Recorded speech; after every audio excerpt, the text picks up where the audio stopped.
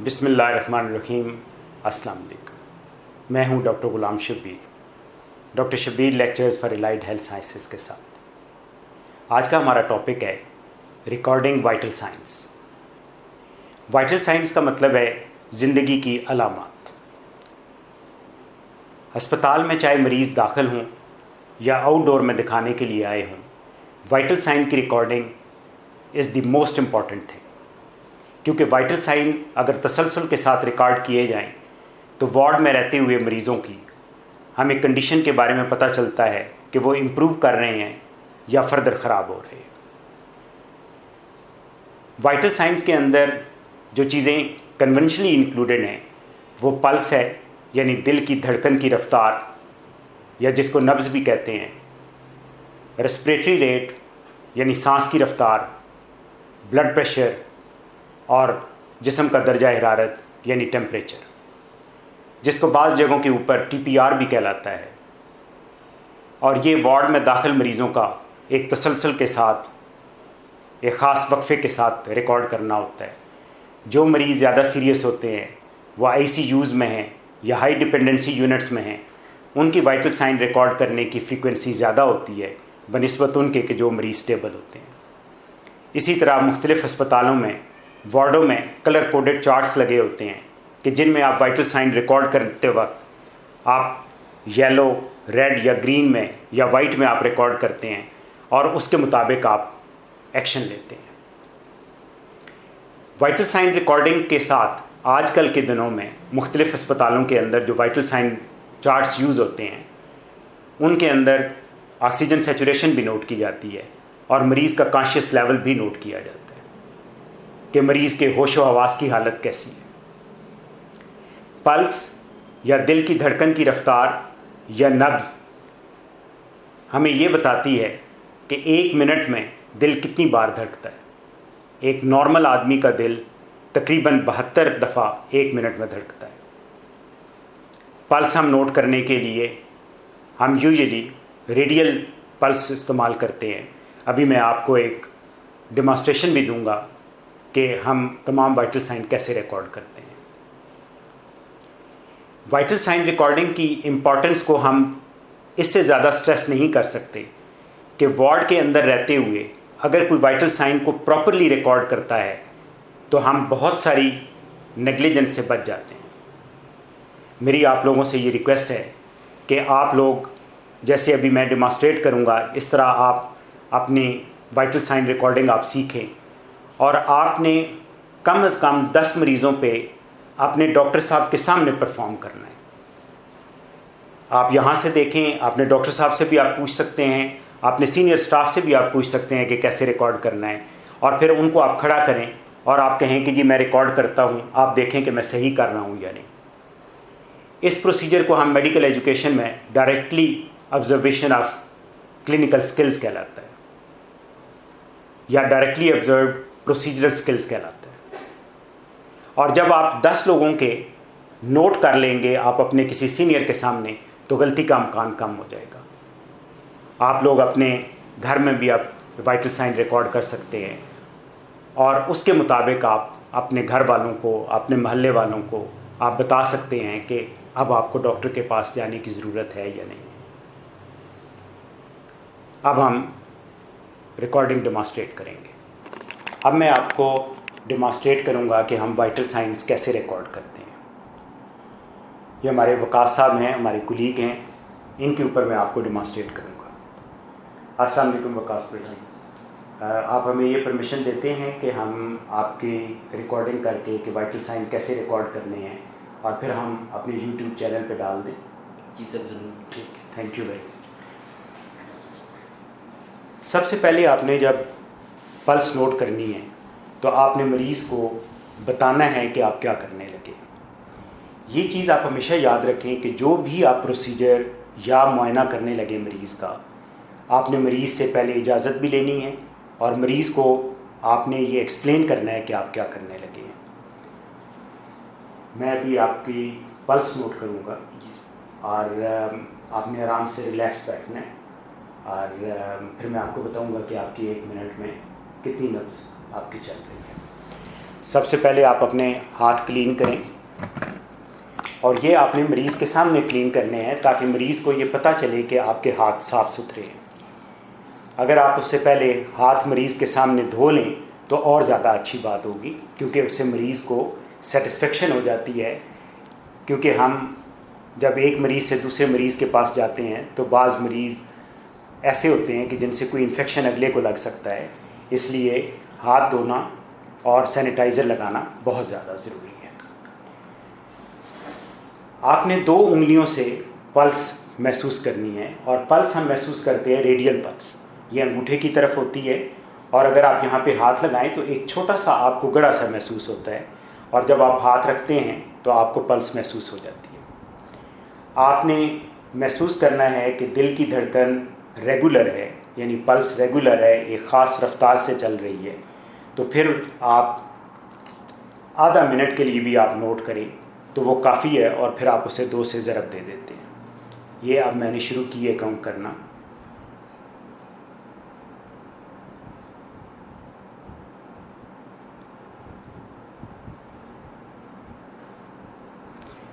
आधे मिनट में इनकी 32 टाइम्स जो है वो पल्स मैंने काउंट की है। इसका मतलब है कि इनकी 64 पर मिनट है। औसत 72 होती है, लेकिन 60 से लेके 76 तक, इवन 80 तक नॉर्मल होती है।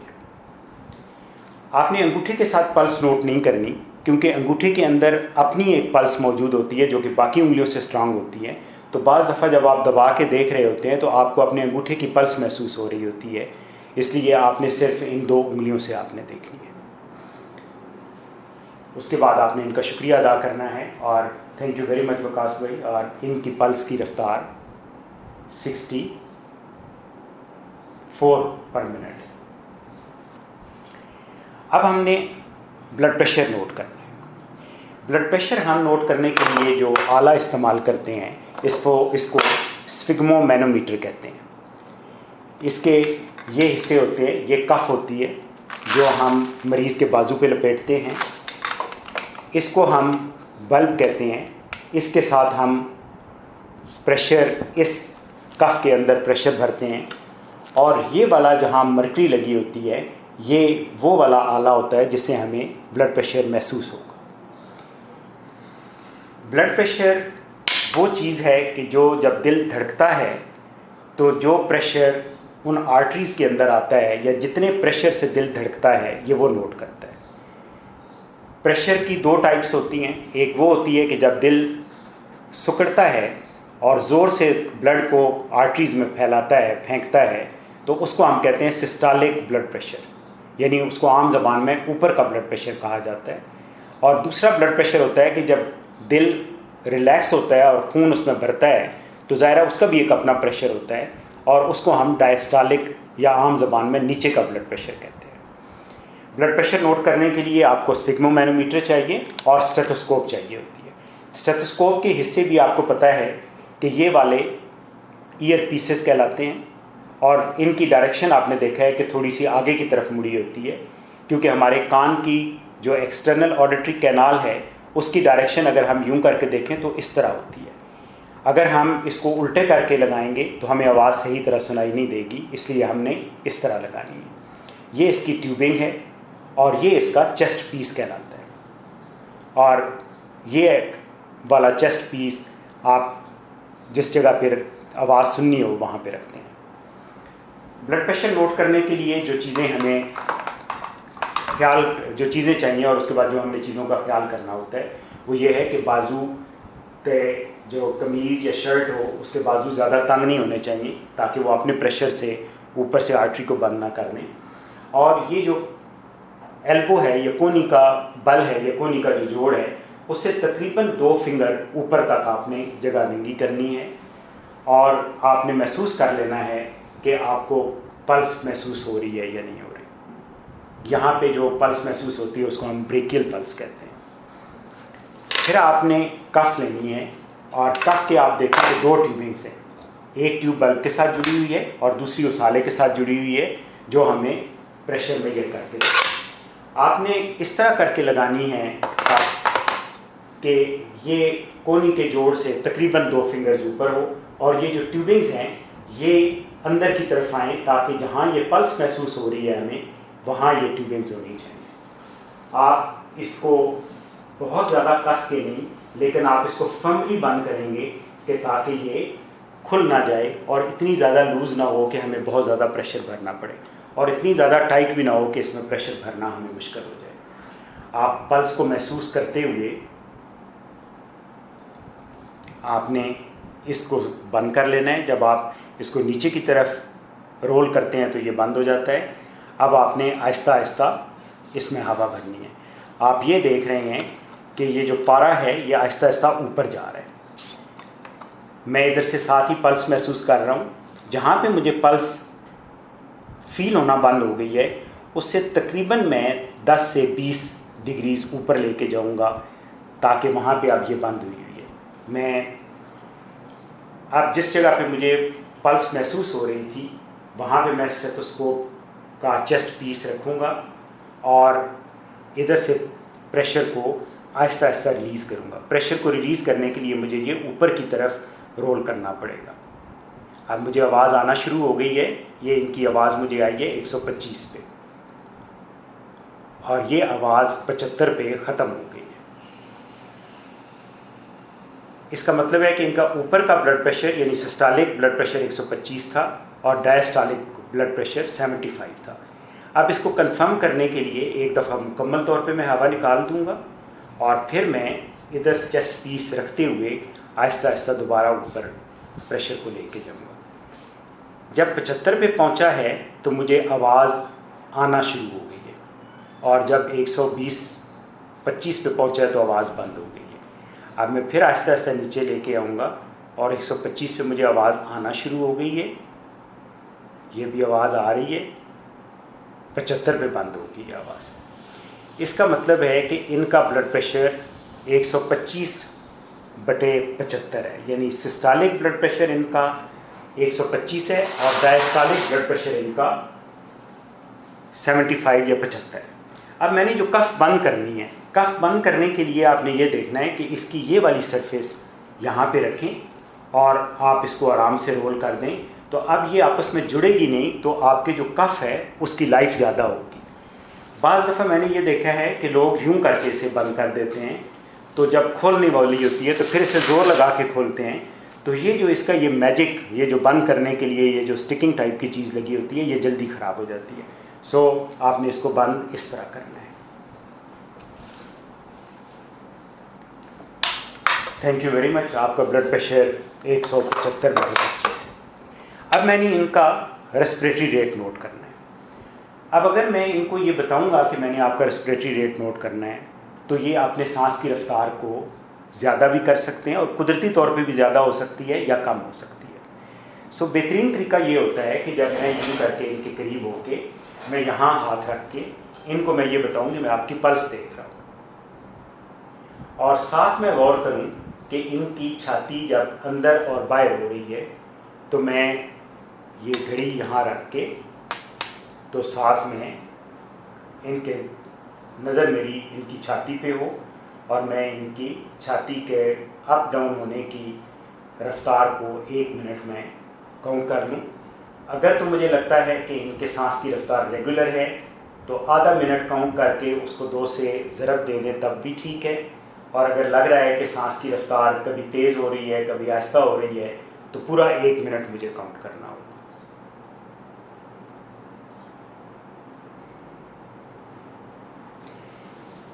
इनकी रेस्पिरेटरी रेट जो है इनका वो 24 है, जो शायद अभी चूँकि इनको मैंने बताया हुआ था, इनको ये जो कि मेडिकल के ही हैं तो इनको पता था कि मेरी सांस की रफ्तार नोट करने लगे हैं। यहाँ हाथ रखने का मकसद ये होता है कि मुझे हाथ से भी महसूस हो रहा है कि जब इनकी छाती मूव कर रही है, लेकिन अगर आपको कंफर्टेबली इसी तरह महसूस हो रहा है तो तब भी ठीक है। और अगर मरीज़ लेटा हुआ है तो आप उसकी एब्डोमेन का ऊपर नीचे होने को भी आप महसूस कर सकते हैं। आपको ये भी महसूस हो सकता है कि मरीज़ को सांस की मुश्किल तो नहीं हो रही, क्योंकि अगर मरीज़ ज़ोर ज़ोर से सांस ले रहे हैं, आप ज़रा ज़ोर ज़ोर से सांस लें। ये देखें, अगर इस तरह आके बैठ के सांस ले रहे हैं तो इससे लगेगा कि इनको मुश्किल सांस आ रही है। अब हम बॉडी टेम्परेचर नोट करेंगे। बॉडी टेम्परेचर के लिए थर्मोमीटर चाहिए। जैसे मैंने आपको बताया कि डिजिटल थर्मोमीटर भी हो सकता है जिस पे लिखा हुआ आएगा थर्मोमीटर पे, और ये मरकरी वाला थर्मोमीटर है। आपने सबसे पहले अल्कोहल स्वाब से इसको साफ़ कर लेना है ताकि जो इस पे कोई जर्म्स लगे हुए हैं वो सारे के सारे वाश हो जाएं। आपने थर्मोमीटर को ऑन करना है और आपने माउथ में रख देना है। एक तरीका ये भी होता है कि आप थर्मोमीटर आप पेशेंट के मुंह में रख लें और साथ आप पल्स नोट कर लें। उतनी टाइम में, जितनी देर में टेम्परेचर नोट होगा, इतनी देर में आप पल्स भी नोट कर लेंगे। ये जो डिजिटल थर्मोमीटर होते हैं ये यूजुअली जब टेम्परेचर मैक्सिमम पे पहुंच जाता है तो खुद से बीप करते हैं, लेकिन अगर ये वाला थर्मोमीटर आप यूज़ करें तो इसको आपने कम से कम 90 सेकेंड यानी 1.5 मिनट आपने माउथ में रखना है, और उसके बाद आप निकाल के तो आप देख लेते हैं कि पारा कहाँ तक पहुँचा है।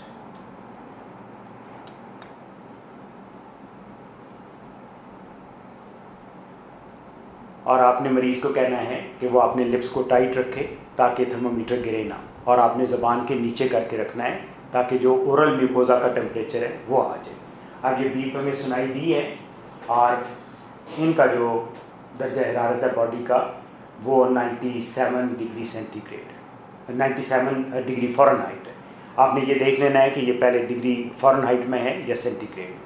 सो इनका 97 डिग्री फ़ारेनहाइट। अब जैसे मैंने आपको बताया कि मुख्तलिफ़ अस्पतालों के अंदर वाइटल साइन रिकॉर्डिंग चार्ट के अंदर पल्स ऑक्सीमीटर के साथ ऑक्सीजन सैचुरेशन भी लिखी होती है। तो जो पल्स ऑक्सीमीटर हैं ये मुख्तलिफ़ किस्म के होते हैं। ये जो हमारे पास है this is called as hand held pulse oximeter, और ये हम बेड टू बेड भी लेके जा सकते हैं। हमने ओपीडी में रखा होता है ताकि हम मरीज़ों का देख लें। आपने देखना है कि मरीज़ की जो उंगली है वो साफ़ होनी चाहिए, और जहाँ पे जो बल्ब अंदर जल रहा है वो उंगली के ऊपर वाले साइड पे हो। जो ही आप ये रखेंगे आपको ये मरीज़ की ऑक्सीजन सैचुरेशन 97 आ रही है, और इनकी अभी जो पल्स आ रही है वो 66 आ रही है। ये पल्स भी हमें बता देता है और ऑक्सीजन सैचुरेशन भी। आप देखेंगे कि पल्स चेंज होती रहती है, 1-2 बीट्स कभी कम आएगी कभी ज़्यादा आएगी, क्योंकि वो जब बंदा सांस लेता है, जब सांस अंदर की तरफ जाता है तो पल्स थोड़ी सी रेज हो जाती है, जब सांस बाहर निकलता है तो 1-2 धड़कनें कम आती है, और ये आना नॉर्मल होता है। आपने तकरीबन 1 मिनट तक आप नोट करें। उसकी वजह ये होती है कि शुरू में जो पल्स ऑक्सीमीटर है वो यकदम जिस सेटिंग के ऊपर मौजूद होता है वो रीडिंग देता है, और तकरीबन 10-15 सेकंड के बाद नॉर्मल आना शुरू होती है। कॉन्शियस लेवल आपको पता चल जाता है कि मरीज़ का क्या है। जैसे ये खुद से आए हैं, अंदर आके बैठे हैं, मेरे साथ बात कर रहे हैं, तो इसका मतलब है कि ये फुली कॉन्शियस हैं। बाज़ दफ़ा वार्ड के अंदर आप देखते हैं कि मरीज़ आपको लगता है कि वो बहुत ज़्यादा सो रहा है, और जब आप उससे बात करते हैं तो वो कुछ सही जवाब देता है और कुछ जवाब उसके कन्फ्यूज़ होते हैं। तो उसका हम कहते हैं कि मरीज़ ड्राउजी है या कन्फ्यूज़ है, और या फिर मरीज़ कोमा में होता है। अगरचे कोमा को असेस करने के लिए एक और स्केल होता है, लेकिन कॉन्शियस लेवल जनरली हम इस तरह करके देख लेते हैं। तो so dear students, I think कि आज की वीडियो आपको पसंद आएगी, और आप जैसे मैंने पहले आपसे कहा कि आपने कम से कम 10 लोगों के वाइटल साइंस आपने डॉक्टर साहब की या आपने किसी सीनियर स्टाफ की मौजूदगी में आपने करने हैं। उससे आपको पता चल जाएगा कि जो आप गलतियां कर रहे हैं, और आपकी ये गलतियां रिमूव हो जाएंगी, और फिर आप सही तरीके से रिकॉर्ड करेंगे। अगर आपको हमारी ये वीडियो पसंद आई है तो काइंडली इसे लाइक भी कीजिएगा, इसे और दोस्तों से शेयर भी करें, और हमारे चैनल को सब्सक्राइब कर लें। इंशाल्लाह जल्द ही हम एक और वीडियो के साथ हाज़िर होंगे। बहुत बहुत शुक्रिया। खुदा हाफिज़। अल्लाह मियाँ आपके इल्म में बहुत इजाफ़ा करे ताकि आप मरीज़ों के लिए बहुत आसानियाँ पैदा कर सकें।